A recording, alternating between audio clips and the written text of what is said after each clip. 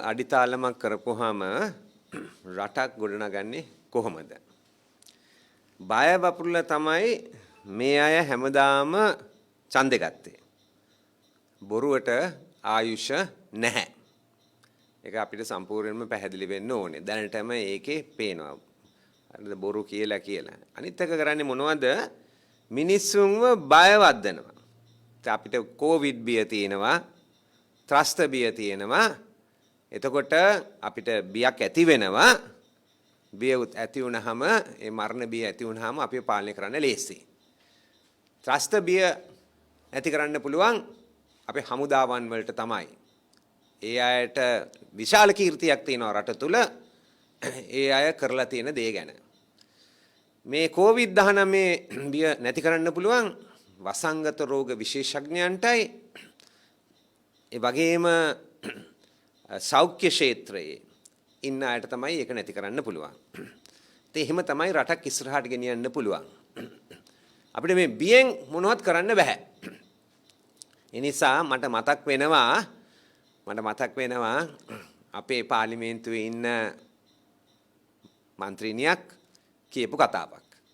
ඉතින් මේ බොහෝම අසාධ්‍ය තත්වයක රෝහලක හිටියේ. අසාධ්‍ය තත්වෙන් රෝහලේ හිටියේ. එතුමියගේ අවසරය ගත්තා නම් මම එතුමියගේ නමත් කියනවා. ඉන්නකොට එතුමිය කිව්වා එතුමිය වටේ තව 3 දෙනෙක් හිටියා කියලා. ඒ රෝහලේම. ඒ තුන්දෙනාගේම ජීවිත අහිමි වුණා. එතුමිය බේරුණා. එතුමිය කිව්වා එක හේතුවක් මම බේරෙන්න. මගේ නංගි ඇවිල්ලා මං අසලම හිටියා. ඔක්කොම ආරක්ෂක විධිවිධාන ගෞරව කරමින් මං අසලම හිටියා. මට දිගටම කතා කළා. මට දිගටම කතා කරපු නිසා මගේ මනස හැදුනා කියලා කිව්වා. ඒ නිසා මගේ නංගි නිසා මම අද ජීවතුන් අතර ඉන්නවා කියලා. මම මේ පාඩම හොඳටම ඉගෙන ගත්තා. මං අනිත් අයටත් කිව්වේ නෑදෑ කෙනෙක් හරි යාළුවෙක් මොහොම අසනීපෙන් ඉන්නවා නම් අපි ඒ අයගෙන් වෙන් වෙලා හරියන්නේ නැහැ. අපි වෛද්‍යවරුන්ගේ උපදෙස් අනුව එයාගේ මනස හදන්න ඕනේ. මේ ආණ්ඩු කරන්නේ බියවද්දලමයි ආණ්ඩු කරන්නේ. හරිද? ඉතින් බියෙන් හරිද බොරුවට ආයුෂක් නැහැ. ඉතින් අපි දන්නවා මේ ඊයේ පෙරේද අපිට දිගින් දිගටම වෙන කතාව ඇවිල්ලා හරිද? මේ එක පැත්තකින් කියනවා මේ පහුගිය රජය හුඟක් ණය ගත්තා. ඉතින් මේ ණය ගෙවා ගන්න බැරි කතාව තමයි ඔය කියාගෙන යන්නේ. ඔය කතාව ඇත්තටම බොරුවක්. ඒක මම විස්තරම කරන්න ඕනේ.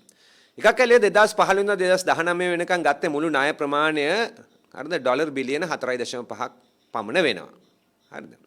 එතකොට 2018 දී කුමන්ත්‍රණයක් ඇති කළා. කුමන්ත්‍රණයක් ඇති කරපුවම දන්නවනේ මොනවද වෙන්නේ ඕනෑම රටකට විශ්වාසය කැඩෙනවා එකපාරින්ම. එතකොට මේ ණය දෙන ආයතන මේ වෙළඳපොළ එකපාරින්ම ඒ රටට ණය දෙන්න ලෑස්ති නැහැ. මොකද ණය වලින් තමයි ණය ගෙවාගෙන යන්නේ. නැත්තම් රටේ ඉතිරියෙන් තමයි ගෙවියන්න වෙන්නේ රිසර්ව් එකෙන් තමයි ගෙවන්න වෙන්නේ. ඊට පස්සේ 2019 දී මොනවද වුනේ? පාස්කු ඉරුදින බෝම්බ ප්‍රහාරය ඇති වුණා. ඒක ගැන මම කියන්න ඕනේ නෑනේ දැන්. ඒක ගැන දැන් ඇති වෙන්න කියනවනේ හැමතැනම. මම ඇහුවන දවසක් කවුද මේක පිටවසිටේ මහමොලකාරයා කියලා. දැන් හැමෝම මේක අහනවනේ. කවුද මහමොලකාරයා කියලා? ඒකේ සත්‍යතාවය දැනගන්නනේ. අපේ ආගමික නායකයෝත් දැන් අහනවනේ. මේක මොකක්ද ඇත්ත මේකේ? අපිට දැනගන්න ඕනේ. කවුද මේක පිටවස හිටියේ කියලා. හැබැයි ওই වගේ දේවල් වුණාම මොනවද වෙන්නේ? රට තුල තියෙන විශ්වාසය කැඩලා රට වැටෙනවා. එතකොට මූල්‍ය වෙළඳපොළට යන්න බැරි වෙනවා. ඉතින් 2000 අපි දන්නවා 18 මේක වුණාට පස්සේ හරිද මූල්‍ය වෙළඳපොළට යන්නේක හුඟක් අපහසු වුණා. ඒතර ඔබට මතක ඇති මේක වුණේ ඔක්තෝබර් මාසයේ 26.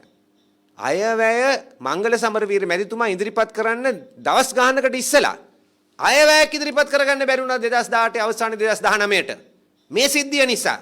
ඒ නිසා vote on account එකක් තමයි දෙසැම්බර් මාසයේ මංගල සමරවීර මැතිතුමාට දෙන්න වුණේ. ජාත්‍යන්තර වෙළඳපොළට යන්න බැරි වුණා ඒක නිසා. මොනවද මංගල සමරවීර මැතිතුමා කළේ? ජාත්‍යන්තර අරමුදලට ගිය IMF එකට ගිහිල්ලා ක්‍රිස්ටින් ලෙගාඩ් ජාත්‍යන්තර අරමුදලේ ප්‍රධානියා එතුමියව මුණ ගැසිලා එතුමිය එක්ක සාකච්ඡා කළා. සාර්ථක සාකච්ඡාවල් තියලා නැවතත් රට හරි තැනට රේල් පිල්ලට දාගත්තා. ඇමතිතුමා රේල් පිල්ලට දාගත්තා. ඒක වුණේ මොකද? අර කූට කුමන්ත්‍රණය නිසා ඒ සිදුවීම වුණේ. ඊට පස්සේ තමයි ඒ සාකච්ඡාවෙන් පස්සේ තමයි අපිට නැවතත් යන්න පුළුවන් වුණේ 2019 මුල මූල්‍ය වෙළඳපොළට යන්න පුළුවන් වුණා ඊට පස්සේ. අපි දැනගෙන හිටියා 2019 දී මැතිවරණයක් එනවා ජනාධිපති වර්ණය. 2020 දී තව මැතිවරණයක් එනවා කියලා අපි දැනගෙන හිටියා. මැතිවරණ එනකොට ජාත්‍යන්තර වෙළඳපොළට යන්න අපහසුයි. මොකද අනුමානයක් තියෙනවා ඒ රට ගැන. ඒක ඉබේටම ඕන රටකට වෙන දෙයක්. ඒ නිසා තීරණයක් ගත්තා ඒ වෙලාවේ අපි. අපි මහ බැංකුව එක කතා කරලා ගත්තේ තීරණය ඇවිල්ලා අපි දැන් ගමු ණය. මොකද 2019 දී මැතිවරණයක් තියෙනවා 2020 දී මැතිවරණයක් තියෙනවා. එතකොට නොකඩවාම අපි අරගෙන තියෙන ණය ඔක්කොම අපිට ගෙවන්න පුළුවන්, පියවන්න පුළුවන්. හරියට කළමනාකාරීත්වයෙන් රට ඉදිරියට ගෙනියන්න පුළුවන් කියලා. ඒ නිසා තමයි 2019 මැද අපි ණය ගත්තේ ඒ හේතුව නිසා තමයි. අපි ගත්තා ඒ අවුරුද්දේ ඩොලර් බිලියන 4.6ක් ගත්තා. තව විදිහකට කිව්වා නම් ඩොලර් බිලියන 2.4ක් වැඩියෙන් ගත්තා අපි. වැඩියෙන් ගත්තේ ඇයි? ඒක අරගත්තේ අර මැතිවරණ නිසා. ඒක හරි කාලයට තමයි ඒ සිද්ධිය අපි සිදු කළේ. 2019 මැද වෙනකොට ඩොලර් 2.4ක් ගත්තා. එතකොට රටේ ඉතිරිය, රටේ ශේෂය, විදේශ ශේෂය, විදේශ විනිමය ඩොලර් බිලියන 7.6ට ඉහළ ගියා ඒක ගත්තාම. අද මොනවද 2.8ක්ද මොකක්ද කියලා ඇමතිවරුම කියාගෙන යනවනේ 7.6ට ඉහළ ගියා. ඒක විතරක් නෙමෙයි 2020 2021 ණය ගෙවන්න පුළුවන් වෙලා තියෙන්නේ රටට. එදා අපි ගත්ත තීරණය නිසා තමයි ඒ ඉතිරියෙන් තමයි අද රට ණය ගෙවාගෙන යන්නේ. ඒක ඒ හේතුව දුර දිග දකින්න පුළුවන් වෙන්න ඕනේ රජයකට, ඇමති කෙනෙකුට, මුදල් ඇමති කෙනෙකුට දුරදිග දකින්න පුළුවන් වෙන්න ඕනේ. ඒ හේතුව නිසා තමයි අපි ණය අරගෙන අද රට හරිද ණය උගුලක ඉන්නවා. නමුත් වැටිලා නැත්තේ. එදා අපි ඒ ක්‍රියාවලිය කරපු නිසා තමයි අපිට ගෙවන්න පුළුවන් වෙලා තියෙන්නේ. ඉතින් බොහොම වැදගත්. එදා මහ බැංකුවේ හිටියේ බොහොම වැදගත් පුද්ගලයෙක් ආචාර්ය ඉන්ද්‍රජිත් කුමාරස්වාමි කියලා. ලංකාවේ ඔහු අධ්‍යාපනය ලැබලා ඊට පස්සේ ඔක්ස්ෆර්ඩ් විශ්වවිද්‍යාලයේ අධ්‍යාපනය ලැබලා ඊට පස්සේ ලංකාවේ මහ බැංකුවේ වැඩ කරලා ඊට පස්සේ මුදල් අමාත්‍යාංශයේ උපදේශකයෙක් හැටියට ඉඳලා ඊට පස්සේ කොමන්වෙල්ත් සෙක්‍රටේරියට් එකේ ඉහළම තනතුරකට ගිහිල්ලා ඊට පස්සේ තමයි කැඳවලා ඔහුව මහ බැංකුවේ අධිපති හැටියට පත් කළේ මහාචාර්ය ඉන්ද්‍රජිත් කුමාරස්වාමීව. ඔහු එක්ක එකඟ වෙලා තමයි අපි ආණ්ඩුව සාකච්ඡා කරලා මහා බැංකුවට කිසිම පීඩනයක් නොදා අපි මේ ක්‍රියාවලිය කරගෙන ගියේ. අද මොනවද අපිට තියෙන ආරංචිය? එක අධිපති කෙනෙක් අස් වෙලා යනවා. එතුමාගේ කතාව මම කියන්න ඕනේ නැහැ නේ. එතුමාගේ කතාව දැන් ප්‍රසිද්ධයි. අස් වෙලා යනවා. හරිද? එතුමාට නිදහස තියෙනවා ඒක කරන්න. මොකද එතුමා අධ්‍යාපන ක්ෂේත්‍රයේ ප්‍රවීණේ. අර ඉස්සරහින් ඉන්න පුද්ගලයෙක් අස් වෙලා යනවා. ඒක එතුමාගේ තීරණය. හැබැයි මේ කාවද පත් කරන්න යන්නේ? හරිද? පත් කරන්න යන්නේ හිටපු මහා බැංකුවේ අධිපති. දැන් ඒ ප්‍රශ්නය ගැන මම දීර්ඝව කතා කරන්න යන්නේ නැහැ. නමුත් මම ආයෙත් අහනවා රජයෙන්. හරිද? මේ වගේ වාර්තාවල් පහක් තියෙනකොට, විගණන වාර්තාවල් පහක් තියෙනකොට. වෝහාරික විගණන වාර්තාවල් පහක්. හරිද? මහා බැංකුව ගැන 2002 ජනවාරි මාසයේ ඉඳලා 2015 පෙබරවාරි මාසයේ 28 වෙනිදා වෙනකන් බැඳුම් කරගෙන ට්‍රෙෂරි බිල් ගැන ඒ වගේම EPF එක ගැන ඒ වල තිබුණ ආයෝජන ගැන පම්පින් ඇන්ඩ් ඩම්පින් ගැන ඒ කාලය තුල ගැනම වෝහාරික වාර්තාවල් මේ වෝහාරික වාර්තාවල් කරලා තියෙන්නේ එදා ජනාධිපති කොමිෂන් සභාවක් තිබුණා. ඒ ජනාධිපති කොමිෂන් සභාවේ කිව්වා අර අපේ කාලේ කිව්වා නේද බැඳුම් කරයක් තියලා හොරගම් කළා කියලා. තේරුණා නේද? ඒ 2015 පෙබ්‍රුවාරියේ මාර්තු මාසේ මම කියනවා ඒ හුරුවත් ගන්න කියලා. අද ඒ හුරුවත් අරගෙන නැහනේ. කතා කරලා කියලා නෑ ආවේ රටටම හුරුවල් වෙනවා කියලා. කෝ ඒ හුරුවත් අල්ලගෙන නැහැ. ඒ තුළ ඒ කොමිෂන් සභාවෙන් තීරණය කළා. ඒ මේව වෙලා තියෙන එදා විතරක් නෙමෙයි. ඉතිහාසයේ වෙලා තියෙනවා. ඒ නිසා කොමිෂන් කිව්වා ජනාධිපති කොමිෂම කිව්වා මේ වෝහාරික වාර්තාව අවශ්‍යයි. ඒ නිසා 2002ටම ගිහිල්ලා බලන්න කියලා. ඉතින් මොනවද මහ බැංකුවේ කළේ? මහ බැංකුවේ මුදල් මණ්ඩලය තීරණය අරගෙන විගණාකාදී දෙපාර්තමේන්තුවක කතා කරලා ඒ වගේම නීතිපති දෙපාර්තමේන්තුවක කතා කරලා මේ සමාගම් දෙකකට මේ වගකීම දුන්නා. BDO සමාගමයි KPMG සමාගමටයි මේ වගකීම දුන්නා. ඒ අය මේ වෝහාරික වාර්තාව ඉදිරිපත් කළා. දැන් සමහර අය අහනවා මේ වෝහාරික වාර්තා ඉදිරිපත් කළා නම් ඕගොල්ලන්ගේ ආණ්ඩුව මොනවද කළේ? දැන් මොකද ඇවිල්ලා කතා කරන්නේ? කියලා සමහර අය ප්‍රශ්න කරනවා. මේ වාර්තාවල් ඉදිරිපත් කළේ 2019 නොවැම්බර් මාසේ 7 වෙනිදා 8 වෙනිදා 9 වෙනිදා ජනාධිපති මැතිවරණයකට සතියකට ඉස්සලයි මේ වාර්තාවල් ඉදිරිපත් කළේ. මේ වාර්තාවල් ඉදිරිපත් කළා නම් එදා මම රාජ්‍ය මුදල් නැමැති හැටියට මම වේවකි නීතිපති දෙපාර්තමේන්තුවට දීලා කියනවා ගිහිල්ලා මේවා වල තියෙන දේවල් ගැන හොයලා බලලා හරිද චෝදනා පත්‍ර දාන්න කියලා මම ඉල්ලනවා. මේක මේවා වෝහාරික විගණන වාර්තාවල් මේවා. ඉතින් අපේ රජයක් තිබුණේ නැහැ. ඒක ආවේ අන්තිමට ආවේ 2019 දී. හරිද ජනාධිපති වර්ණයකට සුමානයකට ඉස්සෙල්ලා තමයි මේ වාර්තාව ඉදිරිපත් කළේ. මේ රජය මොනවද මේ වෝහාරික වාර්තා එක කරලා තියෙන්නේ? සංගවලා යට ගහලා තියෙන්නේ මේවා. මේ වාර්තාවල් යට ගහලා තියෙන්නේ. මේ වාර්තාවල් වල පැහැදිලිව සඳහන් වෙනවා. හරිද මේ වාර්තාවල් වල එදා හිටපෝ අධිපතිට ලබැතියා ගැටුම් තියෙනවා කියලා. නෑදෑයෝ ඉන්නවා කියලා ගණනාවක්ම ඉන්නවා කියලා. නෑදෑයෝ ගණනාවක්ම ඉන්නවා කියලා මේ ලියලා තියෙනවා. නම් ලියලා තියෙනවා, සමාගම් ටික ලියලා තියෙනවා, කවුද ඉඳලා තියෙන්නේ කියලා. මම මෙහෙම කියන්න ඕනේ නෑදෑයන්ට සාධාරණත්වයක් වෙන්න. මම මොහොතකටවත් කියන්නේ නෑදෑ කෙනෙක් කොරගම් කළා කියලා. මම කියන්නේ මොහොතකටවත්. ඒක අපි කියන දෙයක් වෙන්න බෑනේ. ඒව තීරණය වෙන්න ඕනේ අධිකරණ වලින්. මම කියන්නේ මොහොතකටවත්. හරිද? ඒ නෑදෑයන්ගේ මෙතන තියෙන ප්‍රශ්නය ඇවිල්ලා මේක ලබැදියා ගැටුමක්. ඒකයි තියෙන ප්‍රශ්නේ. එතකොට මේකට වග කියන්න ඕනේ අධිපති වග කියන්න ඕනේ. ඔහු ඒ පුටුවේ ඉන්නවනම් ඔහු එලිදරව් කරන්න ඕනේ මේ වගේව තියනවා කියලා. ඒකයි මේ වාර්තාවේ කියන්නේ. එලිදරව් කරන්න ඕනේ කියලා. ලබැදියා ගැටුම් සංගවන්න බෑ. ලබැදියා ගැටුම් හරියට බලපානවා. විශේෂයෙන්ම බලයේ ඉන්න අයට. මොකද ඒවා අපේ පුද්ගලික වාසියට අපි හරව ගන්න පුළුවන්. හරිද? දැන් මේක කියනවා මේ වාර්තාවේ කියනවා පැහැදිලිව කියනවා potential conflicts of interest noted during the period of July 2006 to January 2015 when Mr. Cabral was governor කියලා මෙතන පැහැදිලිව මේකෙන් මේ සඳහන් කරා. මේ වාර්තාවෙන් කියවන්නේ මේක මේ මම දේශපාලකයන් හැටියට කියන එකක් නෙමෙයි. මං කියන්නේ මේ වාර්තාවල් වලින් බලන්න කියලා. අපි කියන ඒවා නෙමෙයි වාර්තාවල් වලින් විගණන වාර්තාවලින් බලන්න කියලා කියන්නේ. හරිද? ඊට පස්සේ සමහර අය ඉතින් බලනවා සමහර අය කියනවා ඊට පස්සේ මේක තව පොඩි උපුටා ගැනීමක් තියෙනවා. Dr. W.A. Vijayawardena is a retired CBSL official who was deputy governor from 7th August 2002 to 6th July 2009. අවුරුදු 7ක් මහා බැංකුවේ නියෝජ්‍ය අධිපති ආචාර්ය W.A. Vijayawardena ගැන මෙතන සඳහන් කරලා තියෙන්නේ.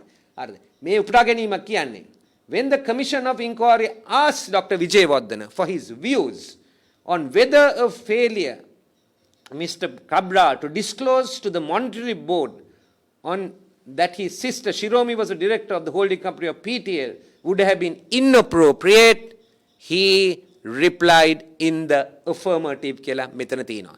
එතන මොනවද මෙතුමා කියන්නේ? මෙතුමා කියන්නේ ඔව් ලබැදියා ගැටුම් තිබුණා කියලා කියන්නේ. මෙතන තව එකක් තියෙනවා. තව වික්නස් කෙනෙක් ගැන කියනවා.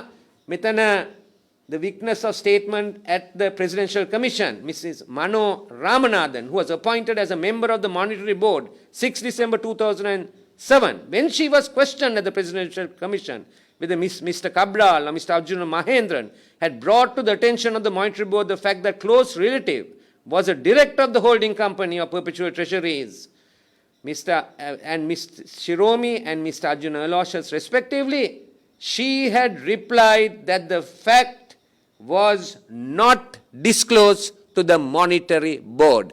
යබැදියා ගැටුමක් තියෙනවා කියන එක ඒ මුදල් මණ්ඩලයට විවෘතව කියලා නැහැ අධිපති කියන එක මේ මුදල් මණ්ඩලයේ සමාජිකාවක් ජනාධිපති කොමිෂන් සභාවට කියනවා කියලා මේ විගණන වාර්තාවේ සඳහන් වෙලා තියෙනවා.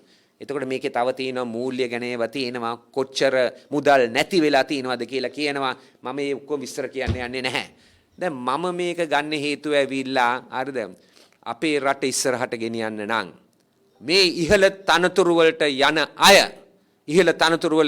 අය ඉහළ පුටු වල ඉඳ ගන්න යන මිනිස්සු නීතිය විතරක් නෙමෙයි සදාචාරයෙන් උත් ඉස්සරහට එන්න ඕනේ.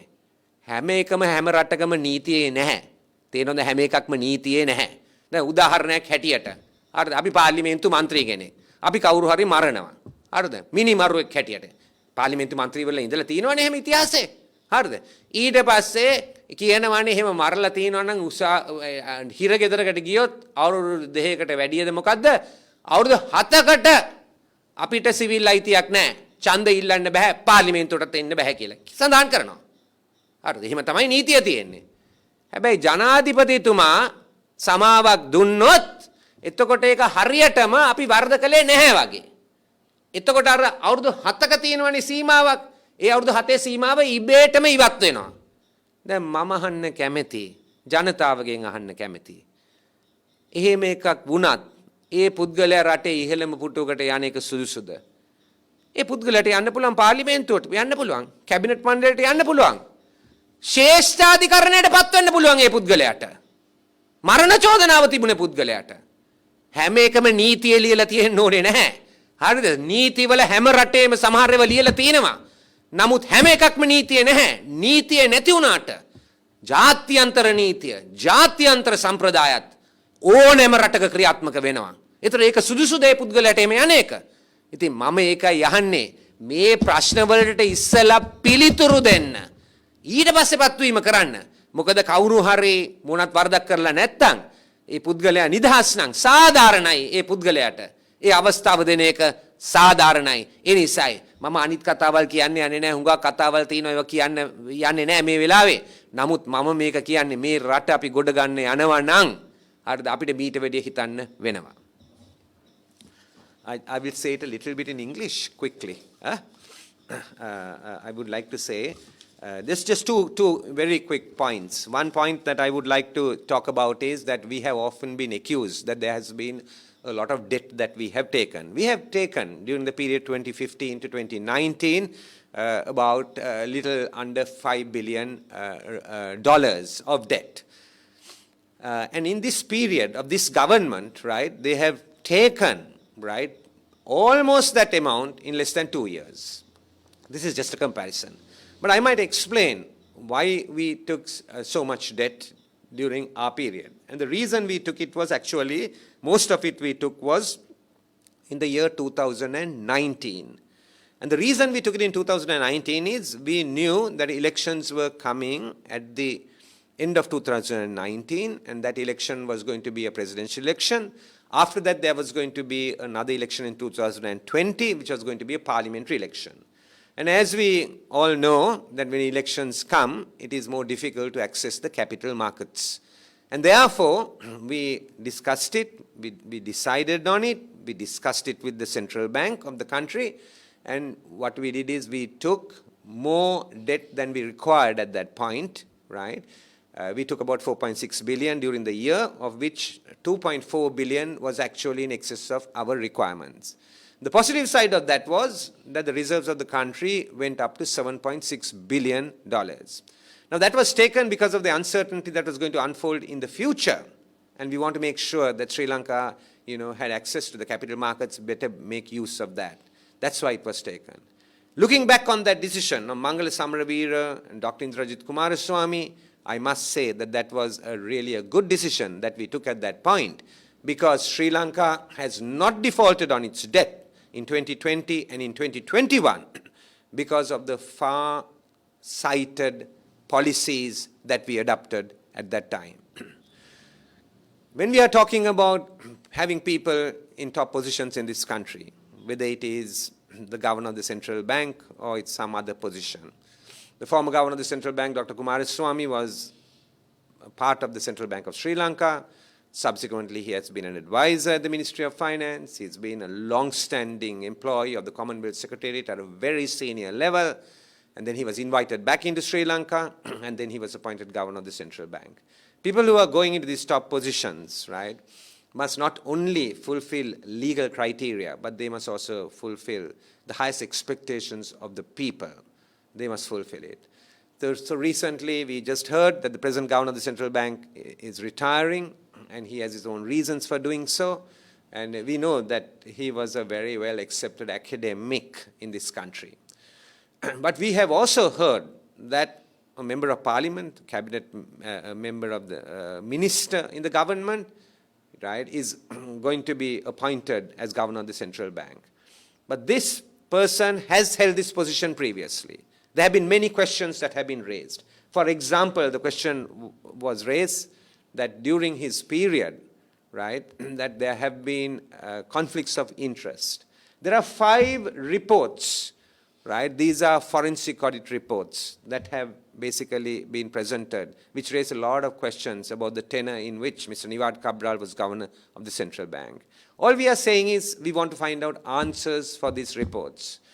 Why was this commissioned? This was not commissioned by us. A presidential commission inquiring into the bond scam of 2015 February and March determined that maybe these practices have been there previously and therefore go back in history. And therefore a forensic audit was ordered by the Monetary Board of the Central Bank of Sri Lanka from January 2002 to the 28th of February 2015. 5 reports were presented, which shows the conflicts of interest that the governor of the central bank had. There are tables there, the names are mentioned, what kinds of conflicts there are. They are also showing various other things. I must mention, right, that this is not a reflection on those relatives, because some of them are very well educated, some of them have all the qualifications to occupy the positions they actually held. And therefore, it's not about them that we are talking here. We are talking of the fact that the governor of the then central bank did not disclose his conflicts of interest. That's what we are really talking about here. And it is, I might just demonstrate that. This is not something that Iran Vikramaratne is saying. This is something that these reports are actually saying. It says here, right, and this is, I'm quoting from the report number 2, right, and it's page 279. It says, potential conflicts of interest noted during the period July 2006 to January 2015, when Mr. Cabral was governor and his family members were in different positions. And it's detailing, basically a lot of it. And then it specifically says on page 282, it's talking about Dr. W.A. Vijayawardena, a retired CBSL official who was deputy governor of the central bank from 7th August 2002 to 6 July 2009, right? And he's being asked, he says, when the Commission of Inquiry asked Dr. Vijayawardena for his views on whether a failure of Mr. Cabral to disclose to the Monetary Board that his sister Shiromi was the director of the holding company of PTL would have been inappropriate, he replied in the affirmative. It also on the same page says that a witness statement at the Commission, Mano Ramanathan, Mrs., who was appointed as a member of the Monetary Board on 6 December 2007. She was questioned by the Commission whether Mr. Cabral and Mr. Arjuna Mahendran had brought to the attention of the Monetary Board the fact that close relative was the director of the holding company of Perpetual Treasuries Limited, Ms. Shiromi and Mr. Arjuna Aloysius respectively. She had replied the fact that it was undisclosed to the Monetary Board. So all I'm saying is this, we are not casting aspersions on other individuals, that's for the courts to decide, but certainly we are saying that while these conflicts of interest haven't been answered, how can such a person even be considered to put on the board? There are other lots of questions. Questions about the central bank spending on Commonwealth Games. Question about the central bank spending money in the United States for hiring some crook to build the image of Sri Lanka, and that crook, Mr. Zuberi, has been sentenced in the United States for 12 years in prison. There are lots of other questions during this period. So all we are saying is, while these questions exist, how can such an appointment be made without these questions first being answered? I think we Sri Lankans, if we want to build a better country, if we want to build a better society, if we want to make sure that our children don't migrate but remain in this country, then we have to create a better system for them. We all have the responsibility. It's just not 225 people in Parliament. The Attorney General's department must move. The police department must move. The Auditor General's department must move. The legal profession must move. The professional bodies, the accounting firms must move. All of us have a responsibility if we want to put this country right. Being silent or being threatened does not really help us if we really want to change this country. It's in everybody's interest.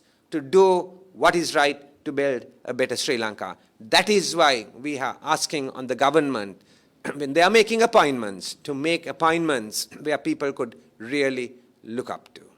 Why, somebody asked me, why didn't you take action about these reports? The reason is, these forensic audits were not ordered by us. They were by the Monetary Board of the country, based on the Presidential Commission report. And this took nearly 2 years to come. And the reports were finally presented on the 7th, 8th, and 9th of November, 2019, the week before the presidential election. That's when the reports came out. But therefore, we were not in office. This government has failed to act on these reports. And I'm calling upon the government to actually present this to the Auditor General's Department and let them act on it. If a person is not guilty, then clear that person's name.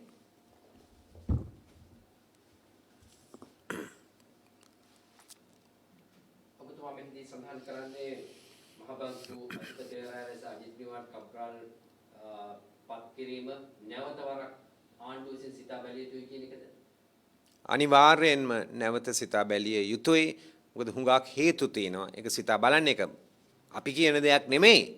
මේ වාර්තාවල් වලින්ම කියන දෙයක්. ඉතින් ඒ කියන්නේ වාර්තා එක්ක අපි අවිල්ල කියනෝනේ මේ වාර්තාවල් බොරු, මේ වාර්තාවල් වැරදි. ඒතර අපි ඒක අධිකරණේ තර්ක කරන්න පුළුවන්. නැත්තම් අපිට කියන්න පුළුවන් ඇමරිකාවේ අධිකරණයේ වැරදි තීන්දුවක් දීලා තියෙන්නේ. සුබේරි කියලා හොරෙක් හිටියේ නැහැ. ඒ සුබේරි කියන හොරාට මේ අපරාධය අවුරුදු 12ක් හරිද හිරේවල තියෙනවා. හරි එහෙනම් ඇවිල්ලා කියන්න ඕනේ මෙහෙම ගනුදෙනුවක් වෙලා නැහැ. ලංකාවේ මහ බැංකුවෙන් මේ ඩොලර් 8.5කට ගිවිසුම් ගහලා 6.5ක් ගෙවලා.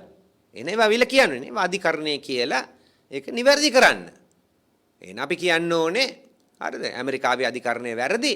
අපි කියන්න ඕනේ මේ විගණන සමාගම් KPMG සමාගමයි BTO සමාගමත් වැරදි කියලා අපි එහෙනම් කරුණු පැහැදිලි කරන්න ඕනේ. දැන් අපි කිව්වොත් එහෙම දැන් අපි දන්න හැටියට රජයේ සහ මේ ආණ්ඩුවේ වැසාර ලංකාවේ අමාත්‍ය ධූරයක් දරන එක නියෝජ්‍ය අමාත්‍ය රාජ්‍ය අමාත්‍ය ධූරයක් දරන එක ලොකුයි. ඊට වඩා පහළ දිනනවා කියලා තමයි අපි හිතන්නේ මහ බැංකු අධිපතිකම. ඇයි බිල් එකක් දාලා පහළට එන්නේ සාමාන්‍යයෙන්? ඒකට එක හේතු තියෙන්න පුළුවන්. නමුත් මොනිටරි ලෝ ඇක්ට් එක කියලා තියෙනවනේ නීති රටේ. ඒ නීතියේ පැහැදිලිව සඳහන් කරනවා. නීතියේ පැහැදිලිව සඳහන් කරනවා මේක පාර්ලිමේන්තු මන්ත්‍රී කෙනෙකුට මුදල් මණ්ඩලයේ සමාජිකයෙකු හෝ මහ බැංකුවේ අධිපති වෙන්න බෑ කියලා. ජෝන් එක්ස්ටර් කියන පුද්ගලයා තමයි ලංකාවේ මහ බැංකුවේ නිර්මාතෘ ජෝන් එක්ස්ටර්. ඒතර ඔහු ඒක එදා කළේ ඒක දැම්මේ නීතියට දැම්මේ ඇයි ඒක දැම්මේ පෙන්වන්න මහා බැංකුව රාජ්‍ය දෙපාර්තමේන්තුවක් නෙමෙයි ස්වාධීන ආයතනයක්. ලෝකේ වටේම ස්වාධීන ආයතනයක්. රටවල් 5ක් විතර තියෙනවා ස්වාධීන නැති. ඒ රටවල් 5 ගැන විතරයි මේ කතා කරන්නේ. ස්වාධීන රටවල් 5ක් තියෙනවා ඒව ගැන කතා කරනවා. හැබැයි මේක ලෝක වටේම ස්වාධීනයි. ඒතර ජෝන් නික්ස්ට් එක දාලා තියෙන්නේ മന്ത്രി කෙනෙකුට එතන ඉන්න බෑ කියලා. ඒතර මොනවද මේගොල්ලන් කරන්නේ? මේගොල්ලන් මොකක්ද අපිට දෙන්න පණිවිඩය? മന്ത്രി කමෙන් අස්සුනොත් එතනට යන්න පුළුවන් කියලා. മന്ത്രി කමෙන් අස්සුනොත්. ඒක හරියටම හරිද? කවුරු හරි ඇවිල්ලා කියනවා ඔබ മന്ത്രി කෙනෙක් නේද? මේ උසාවියෙන් ඔයාව මේ මිනිමරුවෙක් හැටියට දැන් තීන්දුව කරලා තියෙනවා නේද? හරිද? ඊට පස්සේ අපි ගිහිල්ලා යාව අධිකරණ ඇමති කරනවා වගේ වැඩක්. මොකද්ද මේක? මම ඕගලන්ගේ ගන්න කැමතියි. මම කියන එක අසාධාරණ ඕගලන් කියන්න. ඊරංගේ තර්කේ වැරදි. ඊරංගේ තර්කේ අසාධාරණයි කියලා. මම කියන්නේ ඒක නෙමෙයි. මිනිහා ඒ පුද්ගලයා සමහරට නොකරලා වෙන්න පුළුවන්. ඒක ගිහිල්ලා යා අධිකරණේ තර්ක කරන්න ඕනේ. අපි කතා කරන්නේ මේ දේශපාලන වෛරයක් ගැන නෙමෙයි. අපි කියන්නේ මේවා තියෙනකොට මේ රටේ ජනතාව වෙනුවෙන් අපි පෙනී සිටින්න ඕනේ. මේවා තියෙනකොට මෙච්චර විද්වත් අය ඉන්නකොට පාර්ලිමේන්තුවෙත් ඉන්නවා මේ වගේ විද්වත් අය. මෙච්චර විද්වත් අය ඉන්නකොට මේ රටේ. හරිද? එතකොට ඇයි මේ වගේ දෙයක් කරන්නේ? ඒක ඔබතුමා අහපු ප්‍රශ්නේ මටත් තියෙනවා. එහෙනම් ඇයි මේ වගේ දෙයක් කරන්නේ? ඇයි මේ වගේ දෙයක් කරන්නේ? හරිද? ඒකට ඉතින් මේක වැරදි තීරණයක් ගත්තොත් රජය අනාගතයේදී පැහැදිලි වෙයි. නමුත් රටට තමයි ඒකේ අවශ්‍ය තියෙන්නේ. දැන් ඩොක්ටර් ලක්ෂණ මහතා යෑමට පෙර අපි නීති පෙර දැකලා නැහැ මම පොත්පතේ අස්වෙද්දී මෙවැනි ප්‍රකාශ කරලා අස් වෙනවා අපි නීති පෙර අපි දැකලා නැහැ ඇත්තටම. දැන් මෙහිදී ඔහු කලකිරීමෙන් ප්‍රකාශ කරා මම යන්න හිටියේ තව මගේ 80 වෙනි උපන්දිනේ. නමුත් මට කලින් යන්න වුණා. මට බලපෑම් ආවා. අපේ හිටිය අපට වඩා හිටිය දුප්පත්ලට අපිව පහු කරගෙන ගියා. දැන් මෙවැනි ප්‍රකාශයක් කළා යස් වෙන්නේ. මට ගෞරවයක් තියෙනවා WD ලක්ෂ්මන් මැතිතුමා විද්වතෙක් හැටියට විශාල සේවයක් කළා විශ්වවිද්‍යාලයේදී විද්වතෙක් හැටියට. අපි මත එකඟ වෙන්න අවශ්‍ය නැහැ. මගේ මතයි ඔහුගේ මතයි ආර්ථිකය ගැන ගැටෙනවා. ඒක වෙනම වැඩක්. පුද්ගලයයි මතයයි වෙනම දෙකක්. තේරුණා නේද? ඉතින් ඒක එතකොට ඒ වගේ පුද්ගලයෙක්ව පත් කළා නම් හරිද? ඒ වගේ පුද්ගලයෙක්ව ගෞරවයෙන්ම අයින් කරන්න ඕනේ. ගෞරවයෙන්. තේරුණා නේද? ඒක එකක්. මම මහාචාර්ය WD ලක්ෂ්මන් එක්කත් වරදක් හොයනවා. වරද මේකයි. ඔය ස්වාධීන තනතුරු වලට කවුරු හරි පත් වුණාම ඒකට කාල සීමාවක් තියෙනවා. එතකොට ඒ කාල සීමාව තුල ඒ පුද්ගලයාට විතරයි තීරණයක් ගන්න පුළුවන් එයා අස් වෙනවද නැද්ද කියලා. රජයක බලපෑමෙන් අස් වෙන්න බෑ. උදාහරණ අධිකරණයට පත් කරනවා. අධිකරණයට පත් කරනවා කවුරු හරි. රජය වෙනස් වෙනවා. හරි එතකොට කවුරු හරි ජනාධිපති වෙනවා හරි අගමැති වෙනවා. ඒගොල්ලන් බලපෑම් කරපුවාම අධිකරණයේ පත් වෙච්ච අය ඉවත් වෙන්න ඕනේද? කොහොමද රටක් හදන්නේ? කොහොමද රටක් හදන්නේ? ඒ අය තෘතීය වේදීන්. ඒ අය පත් කරලා තියෙන කාල සීමාවකට. ඒ කාල සීමාව නීතියට දාලා තියෙන ස්වාධීනයක් ඇති වෙන්න ඕන නිසා. ඉතින් අධිකරණය වෙන්න පුළුවන්. මහ බැංකුවේ මුදල් මණ්ඩලය වෙන්න පුළුවන්. මේ ආණ්ඩුව වෙනස් වුනහම මුදල් මණ්ඩලය දෙන්නෙක් අස් වුණා. හරියම ඉහළම මට්ටමේ වෘත්තීය වේදීන් දෙන්නෙක්. එක්කෙනෙක් ඇවිල්ලා මිස්ටර් ෆොන්සේකා DFCC බැංකුවේ ප්‍රධානියා වෙලා හිටියට ඊට ඉස්සෙල්ලා ජාත්‍යන්තර බැංකුවක වැඩ කළා. උසස් මට්ටමේ පුද්ගලයෙක්. තේරුණා නේද? ඊට පස්සේ ආචාර්ය දිශ්නි විරකෝන් IPS එකේ ප්‍රධානියා. එතුමියත් අස් වුණා. හොඳ පුද්ගලයෝ. නමුත් මම ඒ අයත් එක්ක වරදක් හොයනවා මහාචාර්ය ලක්ෂ්මන් එක හොයන වරදම කාල සීමාවකට පත් වුණාම හරිද අයින් වෙන්න එපා රට හදන්න බෑ. හරිද? දේශපාලනය වෙනස් වෙනවා. අලුත් ඇමතිවරු වෙනවා, മന്ത്രിවරු වෙනවා, ජනාධිපතිවරු එනවා. මේක හැමදාම සිද්ධ වෙන්නේ යන දෙයක්. නමුත් මේ උසස් තනතුරු වලට මේ වගේ වෘත්තීය වේදීන් පත් කරපුවාම ආණ්ඩුව වෙනස් වුණත් ඒගොල්ලන්ගේ කාල සීමාව ඒගොල්ලන් සිටිය යුතුයි. බලපෑම් වලට යන්න එපා. මේ බලපෑම් එන්නේ මෙහෙමනේ. ලියුමක් ලියන්න බෑනේ. මොකද අනිත්‍ය අනුකූලයිනේ. ඉතින් කොහොමද කියන්නේ? ටෙලිෆෝන් කෝල් එකෙන් ගෙනල්ලා කතා කරලා හරිද? ওই වගේ තමයි ඔය වෙනස් වීම කරන්නේ සාමාන්‍යයෙන්. ඒව වලින් අපි බැලකෙන්න ඕනේ. මේ රට අපි හදන්න ඕනේ. ඒ නිසා මම කිව්වා වගේ මට ගෞරවයක් තියෙනවා අපේ මහාචාර්යතුමාට. හැබැයි එතුමාට යන්න ඕන දිනේට තමයි එතුමගේ ලියුම දීලා යන්න තිබුණේ. එතකොට ඔබතුමා අහන එකේ මම ඔක්කොම හේතු දන්නේ නැහැ. ඇයි එහෙම හදිස්සිය කියලා? ඇයි මෙහෙම බලපෑමක් කරන්න කියලා? එහෙම වෙලා තියෙනවා නම් ඔහු කියන විදියට ඒක බොහෝම අවාසනාවන්තයි. දැන් එතුමාගේ දුර්වලතාවයක් නෙවෙයිද Tamanට පිටුපසින් හිටපු රටවල් මේ ලංකාව ඉස්සර කරන් ගියා කියන එක. එතකොට ඒ කරපු කෙනාගේ දුර්වලතාවයක් නෙවෙයිද? ඔව් ඉතින් එතුමා එක මං කිව්වා වගේ මත ගැන ගැටුමක් තියෙනවා. මම ඒ අයගේ ප්‍රතිපත්තිය එක එකඟ නැහැ. තේරුණා නේද? මහ බැංකුවට තියෙන්නේ ප්‍රධාන කරුණු දෙකයි.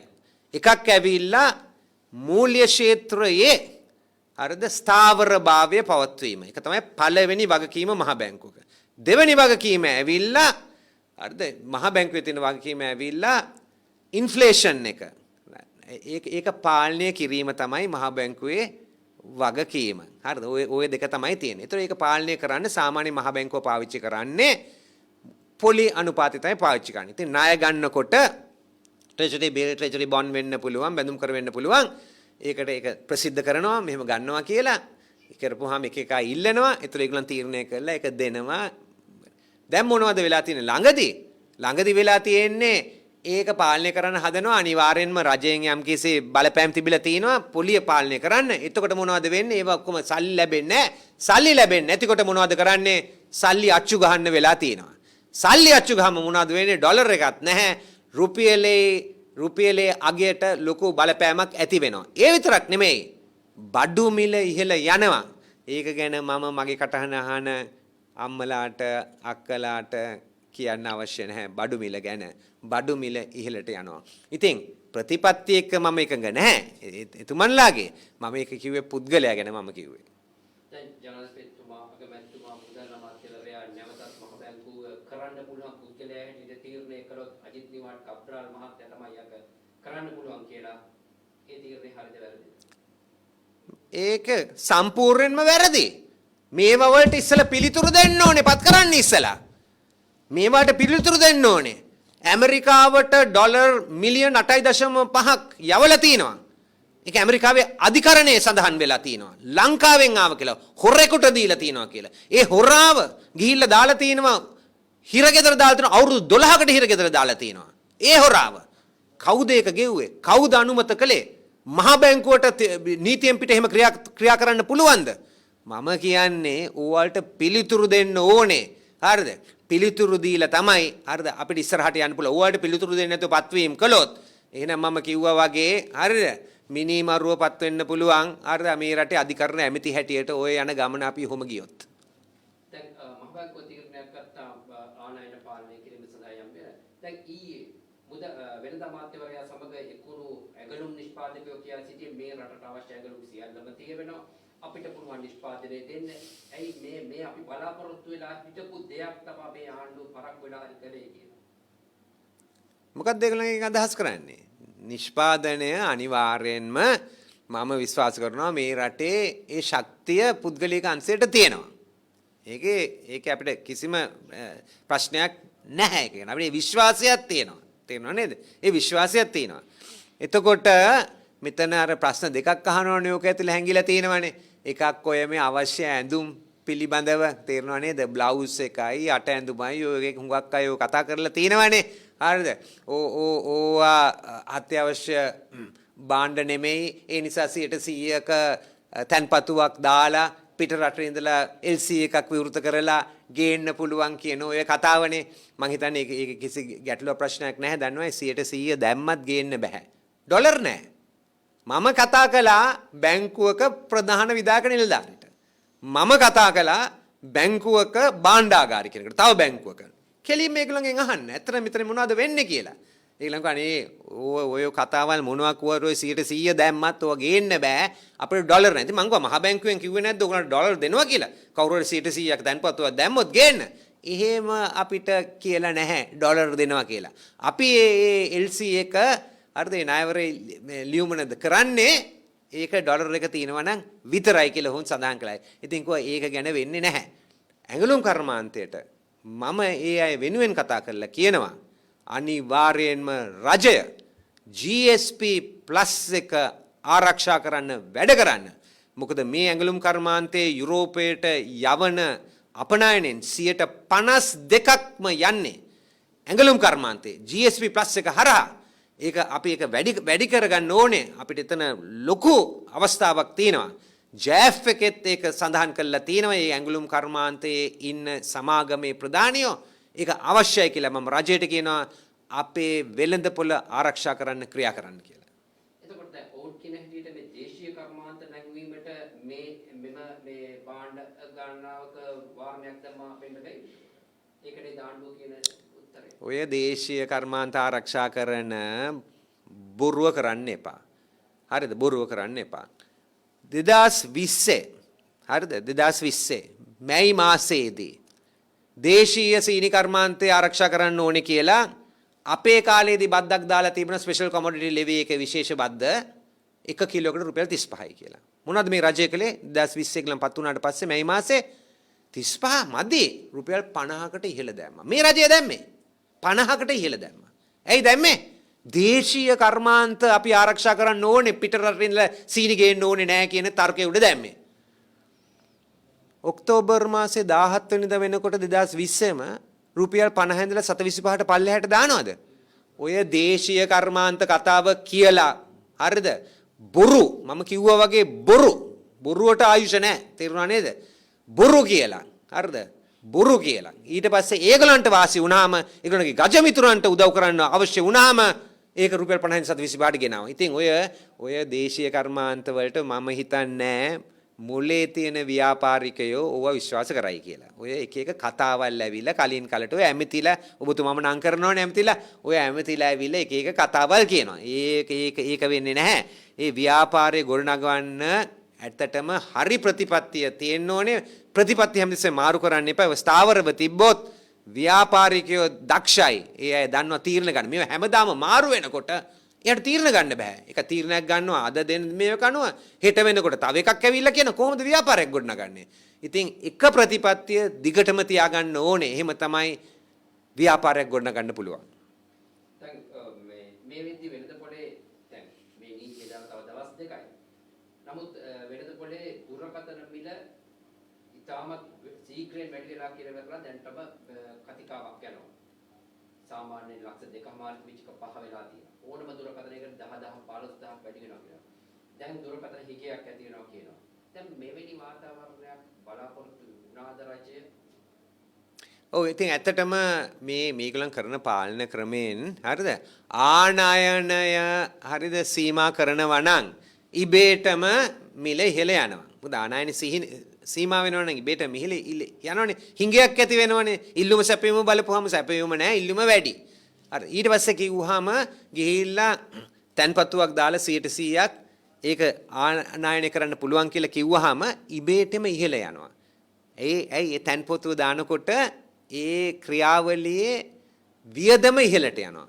ඒ ක්‍රියාවලියේ වියදම ඉහළට ගියාම මොනවද කරන්නේ? එක පාරින්ම ඒක මිල වැඩි කරනවා.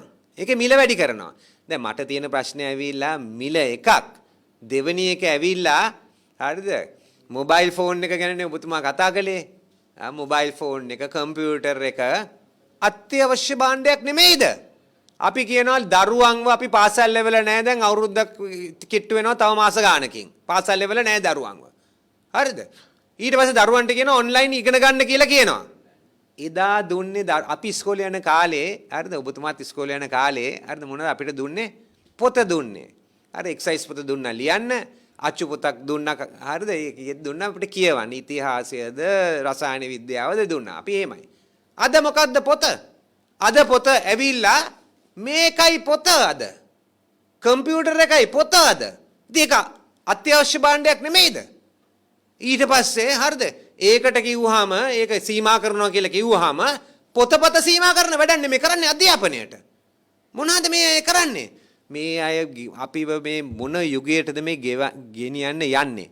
ගල් යුගයට ගෙනියන්න යනවා.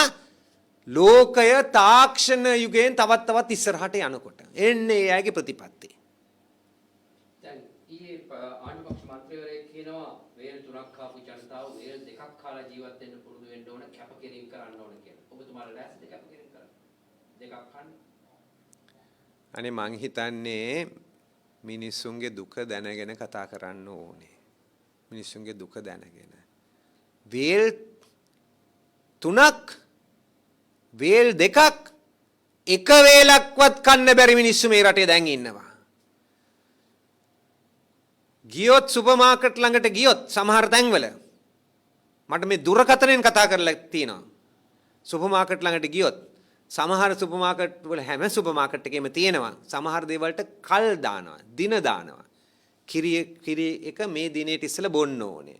මේ ආහාරය ගත්තොත් මේ දිනේට ඉස්සලා මේක අනුභව කරන්න ඕනේ. නැත්තම් ඒ මොනත් සුපර් මාකට් එක කරන්නේ ඒක කුණු බක්කියට දානවා. කුණු බක්කියට දානවා. කුණු බක්කියට ගිහිල්ලා හැමදාම මේ හිඟන මිනිස්සු ගැන නෙවෙයි මම කතා කරන්නේ. සාමාන්‍ය මිනිස්සු කුණු බක්කියට ගිහිල්ලා ඒවා හුරලා ඒ ආහාර ගන්නවා. කුණු බක්කියට ගිහිල්ලා. මම മന്ത്രി කෙනෙක්. අර මම විස්තර ඔක්කොම කියන්න ඕනේ නැහැ. මේ සතියේ මම දහස් ගණන් වලට මේ සතියේදී ආහාර ද්‍රව්‍ය ලබා දුන්නා. මම ඒ විස්තර කියන්න යන්නේ නැහැ.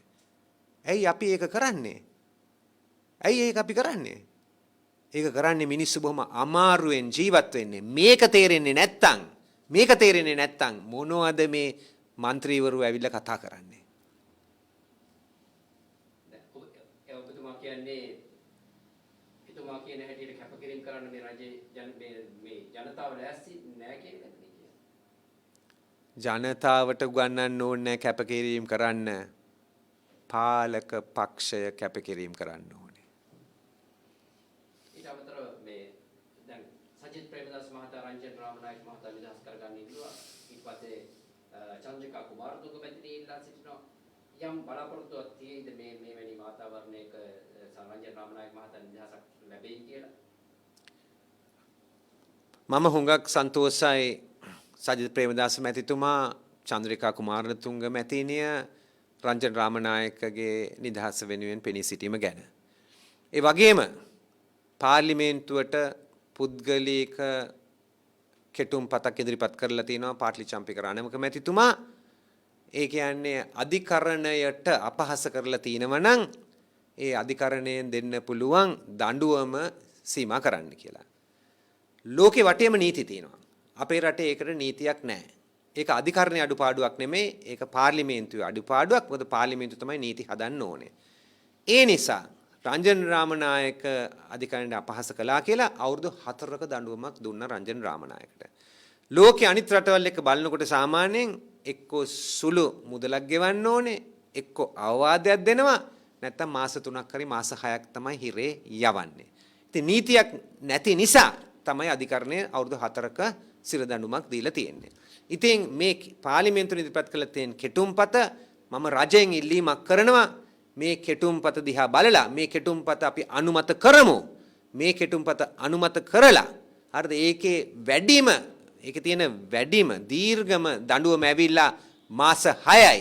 එතකොට ඒක රංජන් රාමනායකට විතරක් නෙමෙයි මේ රටේ හැම පුරවැසියටම ඒක බලපානවා. මොකද අපි නීති හදනකොට විශේෂ නීති හදන්නේ නැහැ එක එක පුද්ගලයින්ට. අපි නීති හදනකොට හැම පුරවැසියටම සමානත්වය ඇති වෙන නීති ඇති කරන්න ඕනේ. ඉතින් මම සන්තෝෂයි සජිත් ප්‍රේමදාස මැතිතුමායි චන්ද්‍රිකා කුමාර මැතිණියයි කළා තියෙන ඉල්ලීම. නමුත් මම ඉල්ලනවා ඒ නීතිය සම්මත කරන්න හැම පුරවැසියටත් එකෙන් සාධාරණත්වයක් වෙයි. රංජන්ට එතකොට ඇවිල්ලා මහ ජනතාව වෙනුවෙන් වැඩ කරන්න පුළුවන්.